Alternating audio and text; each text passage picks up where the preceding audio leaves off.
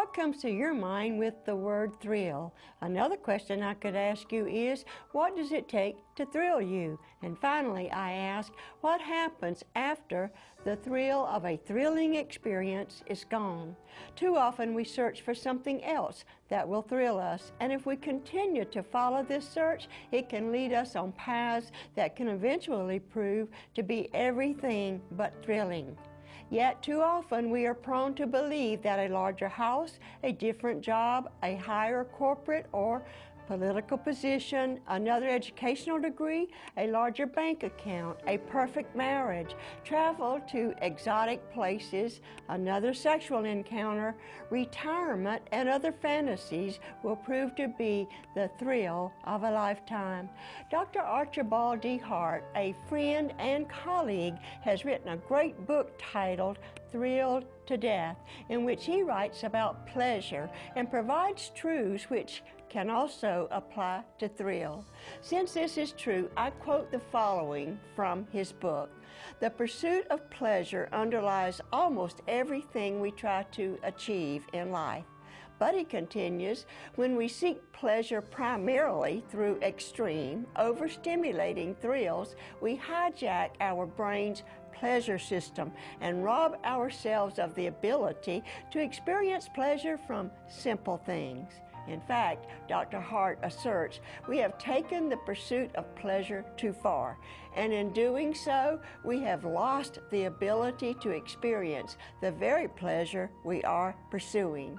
And I add, it takes more and more to produce the pleasure or thrill that the experience provided initially. But involved in this complex and sometimes serious consequential process are the issues of purpose and meaning. I propose that it comes down to what motivates us to engage in certain pleasurable or thrilling behaviors. If a behavior provides a thrilling or pleasurable experience without a greater purpose than merely satisfying our sensual desires, then it can quickly flame out while inciting a desire to find something else to take its place. Instead, when purpose and meaning precipitate a thrilling or pleasurable experience, the desire to continue the pursuit can be fulfilling and satisfying. The pursuit of realistic dreams, meaningful relationships, and peace with the Creator God are three examples. Even these pursuits must be sought with realistic expectations and motivated by desires that are not rooted solely in the senses.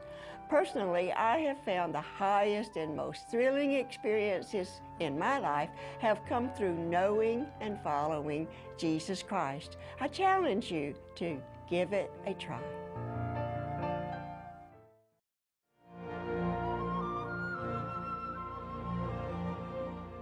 Thank you for staying with us on Time for Hope. Our guest for today is Karl Clauson, and we're talking about his book, Thrill, When Normal is Not Enough.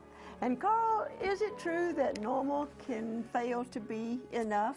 Oh, absolutely. Status quo never got anyone an ounce of the very life that Jesus came, lived, and died to give us. And, you know, it's difficult because we live in even an evangelical society today where I believe we can get swept along kind of down the river of what is common, and it's normal, and it's status quo.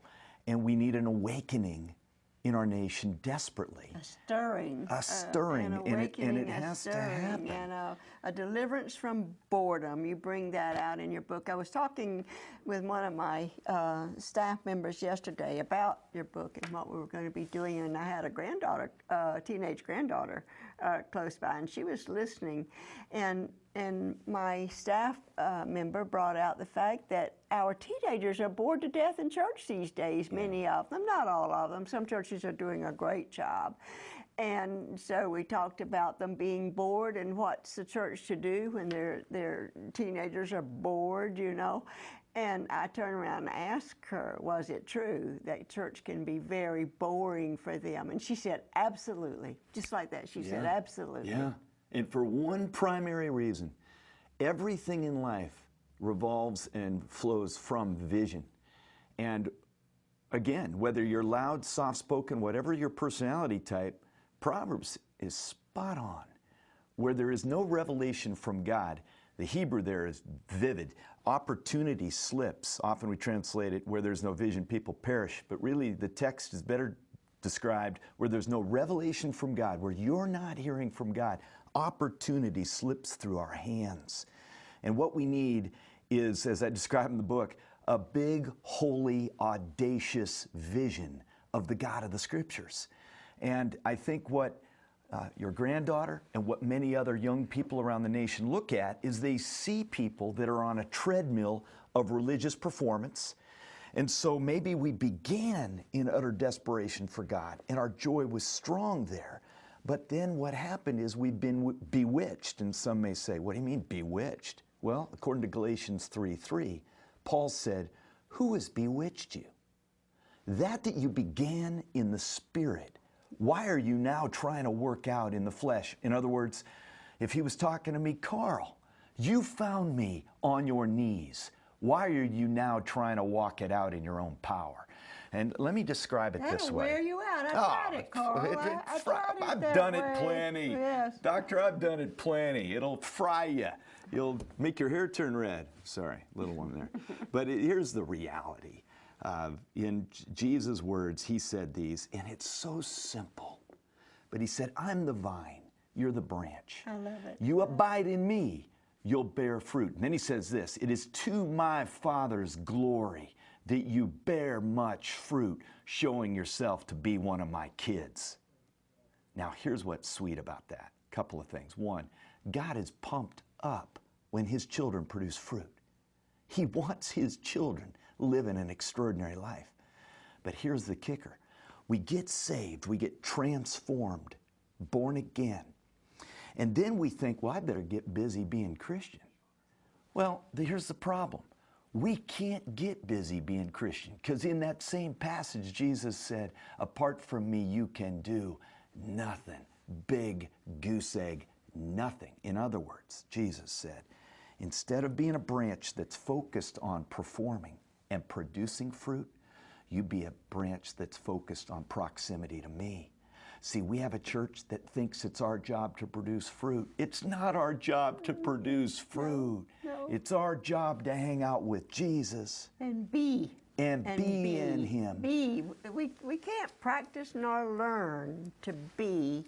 We either are or we aren't. And the key for being is one, it comes back to this again. It's being in a posture where we were transformed, knowing that that's how we continue to live, and that is blessed are the poor in spirit, for theirs still is the kingdom of heaven. And it's amazing because you made a reference to the paradox in this. It's almost a mental conundrum. How can this be? But it's true. God's economy is all upside down from ours. But this is what we find in Corinthians. God's power is perfected in our weakness. And here's the awesome thing. If anyone's watching us right now and they think, I'm toast, I'm done, God can't do anything with me. Here's the crazy bit of hope for them right now. When we are at the end of ourselves, Desperate. we are strategically positioned for God to smoke us with his best. Yes. You know, the scripture says, as you have received Christ Jesus the Lord, so walk you in him. That's a way of life, isn't it? It's an absolute way of life, and we think at the end of our rope, unable to carry it on ourselves. Yeah. No power on our own. None. And here's the beauty. People think I'm weak. Stay there. Stay there. You know, in our weakness, he is strong. And although it may seem crazy to anyone who's watching us today, and they feel like, and here's the irony, if you feel like you're strong, well, you're not fit for the kingdom of heaven.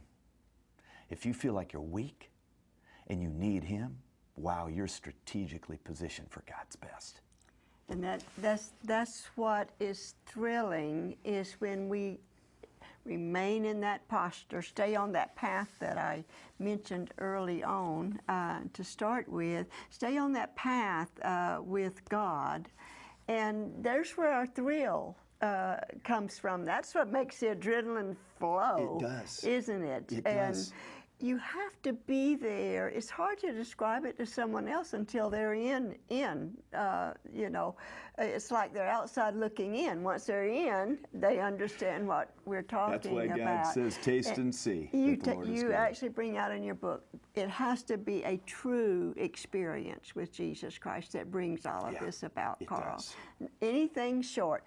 As I said, we're going to do 2 weeks on this study. I didn't think that 1 week was enough, and we've got lots of good, exciting things to talk about and to carry this perspective through another week. So you stay put, and we'll finish up with another week on the study of your book.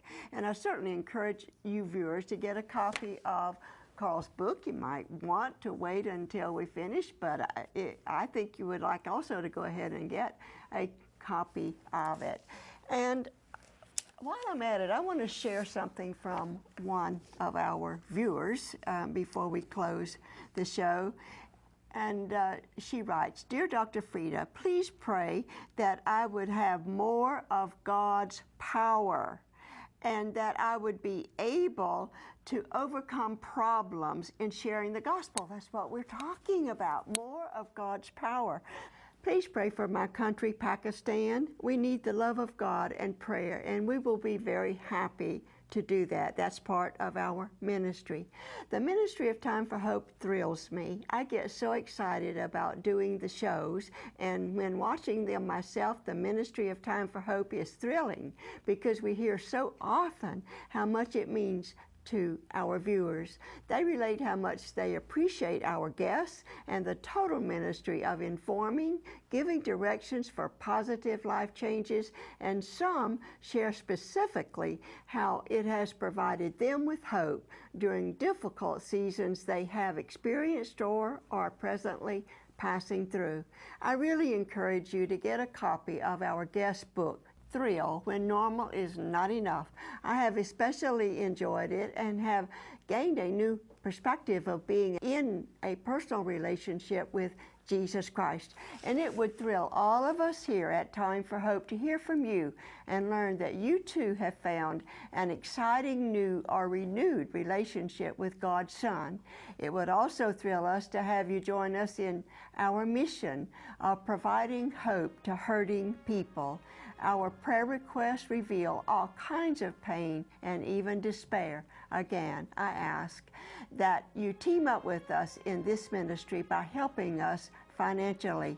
You may call us at 1-800-669-9133 or write us at Post Office Box 2169, Spartanburg, South Carolina 29304, or go to our website at timeforhope.org.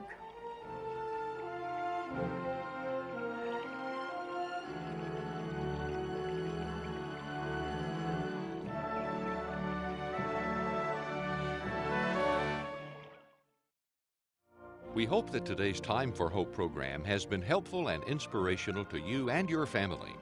As a token of our appreciation for joining us, we would like to offer you a one-page fact sheet which contains additional information on today's topic. Log on to our website at timeforhope.org to view and print our fact sheet. Or you can call us at 1-800-669-9133 and we will send it to you free of charge. To get a copy of today's book for a suggested donation of $18 or more, which includes shipping and handling, log on to our website at timeforhope.org.